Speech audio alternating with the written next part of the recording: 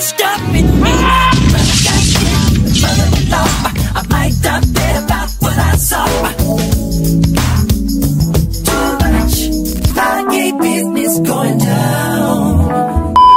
on a souvent évoqué la collaboration entre Michael Jackson et Pepsi, il ne faut pas oublier qu'au début des années 90, L.A. Gear a eu également son quart d'heure de gloire avec Michael Jackson.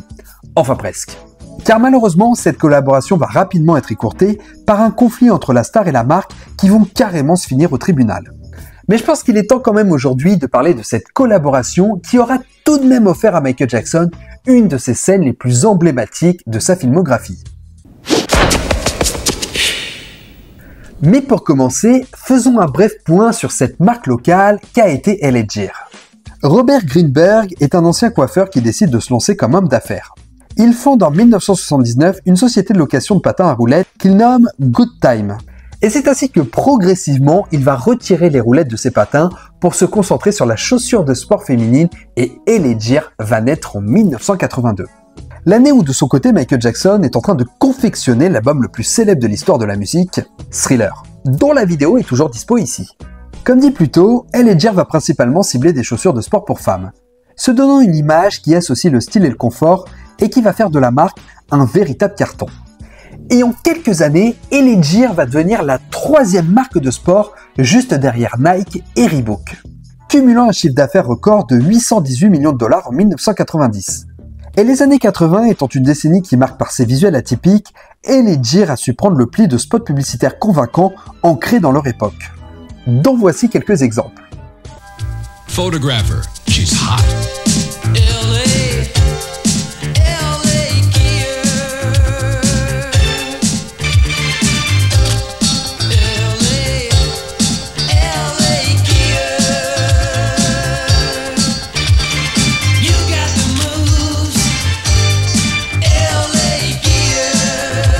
She was always one move ahead of me. What is it about her?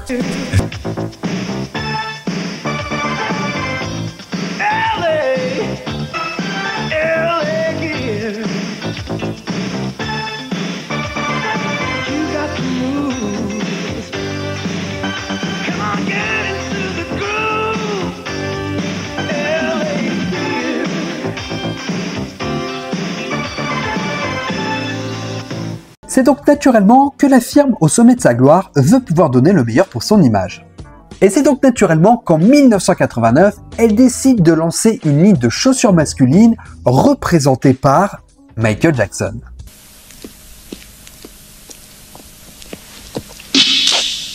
Mais alors que les étoiles semblent parfaitement alignées, personne ne pouvait s'imaginer que cette collaboration incroyable allait signer en réalité le déclin de la marque. Mais d'abord, parlons un peu de cette collaboration. C'est donc dans cette démarche de vouloir s'imposer vers une cible masculine que L.A. Gear et Michael Jackson signent un contrat de près de 20 millions de dollars, considéré comme le plus gros contrat de sponsor jamais signé auparavant. La marque a pour idée d'associer son nom au prochain projet de Michael Jackson, son best-of Decade, qui comme vous le savez va évoluer par la suite pour devenir l'album Dangerous. Plus de détails ici. De son côté, L.A. Gear aura le droit exclusif d'utiliser le nom et l'image de Michael Jackson, y compris le droit de développer et de commercialiser une ligne de chaussures Michael Jackson et le droit de faire apparaître les chaussures L.A. Gear dans les clips musicaux de Michael Jackson. Une conférence de presse est organisée au Hollywood Palladium où la star doit annoncer cette fameuse collaboration.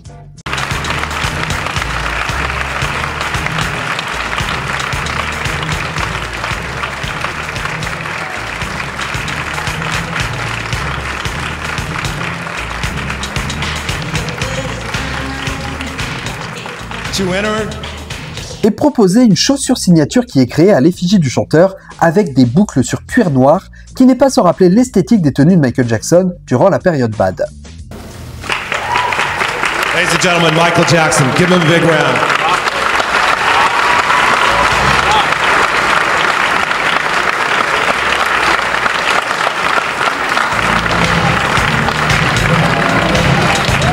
Et de son côté, Michael Jackson s'engage à porter les chaussures régulièrement, que ce soit lors de passages TV, de prestations scéniques et bien évidemment dans ses clips vidéo. La marque va concevoir une ligne de chaussures et de t-shirts sous le slogan « Unstoppable ».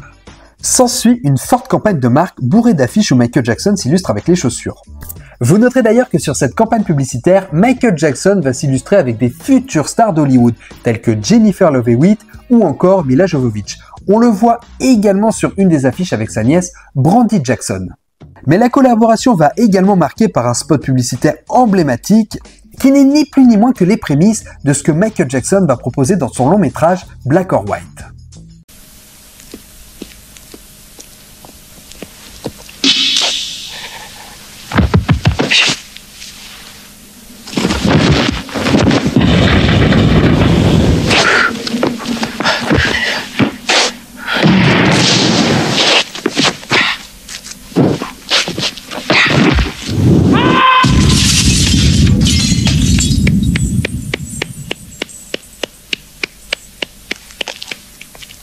On peut d'ailleurs apercevoir la nièce de Michael Jackson, Brandy Jackson, dans le spot. Et j'espère que vous en avez bien profité parce que sachez que ce sera la première, mais aussi dernière fois que vous verrez Michael Jackson avec ses chaussures. Oui, vous avez bien compris, Michael Jackson ne va pas du tout respecter les accords qui ont été passés avec la marque. Michael Jackson ne fait aucune apparition publique avec les chaussures et bien évidemment, elles ne vont apparaître dans aucun de ses clips vidéo de la période Dangerous. On aurait pu penser que Michael aurait pu les porter dans le clip vidéo de Jem. C'est ce que m'avait suggéré Richard Lecoq quand j'en avais discuté avec lui. Car il s'agissait effectivement du clip le plus propice à pouvoir mettre en avant les chaussures en placement de produit. D'autant qu'une affiche promotionnelle tirée du clip avait vu le jour. Mais au-delà du fait que Michael Jackson n'ait pas respecté ses accords, le public américain n'est pas forcément au rendez-vous de la chaussure. Celle-ci arrivant bien trop tard dans une période où la mode est propice à des tenues plus décontractées. On constate finalement que sur le sol américain, le stock s'écoule principalement avec des touristes venus du Japon ou d'Australie. Car ces consommateurs représentaient en réalité la majorité des ventes de ces chaussures. De leur côté, les Américains jugent le produit trop cher et misant beaucoup trop sur le style et pas suffisamment sur la performance. Chaque paire de chaussures comportait des boucles et des clous décoratifs, ce qui les rendait peu pratiques, notamment pour les parents. Et cela s'est ressenti dans les ventes. La collection étant sortie juste avant la rentrée scolaire, aura connu un gros échec commercial. Donc si on fait le bilan de cette promo, non seulement Michael Jackson ne porte jamais la chaussure, sonnant comme un aveu du manque d'intérêt pour le modèle, en plus de ça, l'album Decade censé promouvoir la chaussure ne verra jamais le jour, et ajoutons à ça le fait que la chaussure sonne comme un vestige du passé, arrivant dans une période où le public est passé à autre chose en termes de style et de confort. Et oui, en termes de mode, il faut littéralement être sur le coup. La marque va ensuite tenter de vendre davantage en passant par des détaillants à bas prix, ce qui a encore terni son image. Le constat est donc sans appel, cette collaboration est un gros échec commercial, mais en plus de ça, même si cet échec ne va pas affecter directement Michael Jackson, autant vous dire que pour elle et Jir, c'est tout l'inverse. Car la société va se retrouver en grande difficulté financière. Bon, on va parler un peu chiffre de minutes, mais promis, je ne serai pas soporifique. En 2 ans, la société a perdu plus de 100 millions de dollars au cours des 7 derniers trimestres. Et le cours de son action a chuté à un quart de son pic en juin 90. Celui-ci étant à plus de 50 $ par action. La firme enregistre une perte pour son 7e trimestre consécutif, avec une perte de 26,4 millions de dollars pour son 2e trimestre clos le 31 mai. Son chiffre d'affaires a baissé de 36,9% à 104,7 millions de dollars. La société a donc averti qu'elle resterait dans le rouge pour ses 2 prochains trimestres et annonce qu'elle réglerait 3 recours collectifs intentés par des actionnaires pour environ 22,5 millions de dollars. Ce qui va donc pousser la firme à interrompre le partenariat, mais surtout, poursuivre en justice Michael Jackson qui a manqué à ses devoirs. Car les analystes vont estimer que l'échec de l'accord avec Michael Jackson avait été un élément déterminant dans la faillite de l'entreprise. L&J réclame alors à Michael Jackson plus de 30 millions de dollars pour la violation de son contrat. La plainte est déposée devant le tribunal de Los Angeles, accusant alors le chanteur de fraude, de fausses déclarations par négligence et de violation de la bonne foi et de l'équité. Dans la plainte, la société affirme avoir versé à Jackson 4,5 millions de dollars en espèces et 3 millions de dollars en actions dans le cadre de ce contrat. L'accord prévoyait également le versement de redevances si l'objectif des ventes était atteint. La plainte a dit que L&J a accepté à 2 reprises de modifier ses contrats avec Michael Jackson. Elle précise également que L&J a été contraint de reporter à plusieurs reprises sa campagne de marketing pour la ligne de chaussures et que Michael a retardé la sortie de clips vidéo dans lesquels il avait accepté de porter des chaussures L&J. De ce fait, la firme va réclamer la résiliation complète des contrats, le remboursement des frais et dépenses, des dommages et intérêts et une mesure de redressement déclaratoire. La plainte va viser également les sociétés de Michael Jackson, Triumph International, Optimum Productions, Midjack Music et MJJ Productions. Cependant, malgré les manquements évidents de la part de Michael Jackson, d'autres analystes confirment que ce n'est pas le seul facteur qui a poussé L.A. à devenir déficitaire. La société ayant consacré trop d'efforts à atteindre le milliard de dollars de chiffre d'affaires annuel et pas assez à rester rentable et à rester à la pointe des tendances de la mode. Et de ce fait, n'aurait stratégiquement pas dû se diversifier vers la chaussure pour homme avec une telle campagne. Donc au vu des différentes conclusions des analystes, que ce soit du parti de Michael Jackson ou du parti du L.A., les deux vont finalement trouver un accord à l'amiable en dehors des tribunaux, et les termes de cet accord vont rester confidentiels. Michael Jackson a continué sa carrière et a dû affronter par la suite d'autres obstacles bien plus préjudiciables. Mais de son côté, L.A. n'a malheureusement jamais réussi à se relever. À partir de 91, la marque accumule les erreurs stratégiques. Surproduction et stock invendu, échec sur le marché masculin, conflit avec les distributeurs, perte de crédibilité face à Nike et Reebok.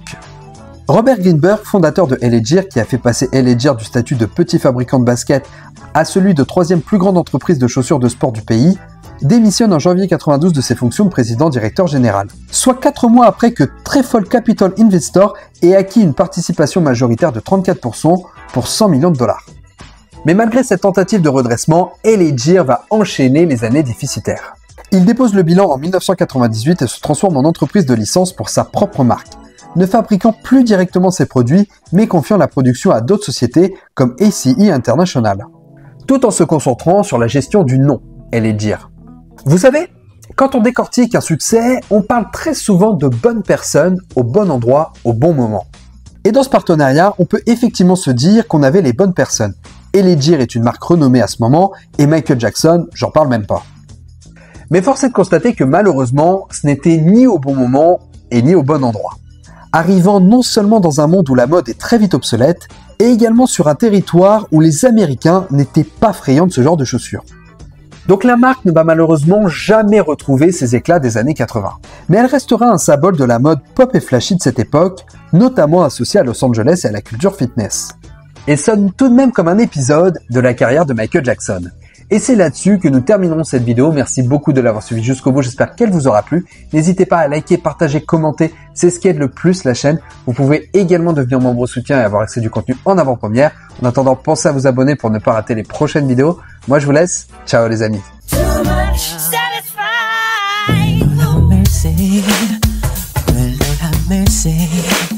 Say no good for me.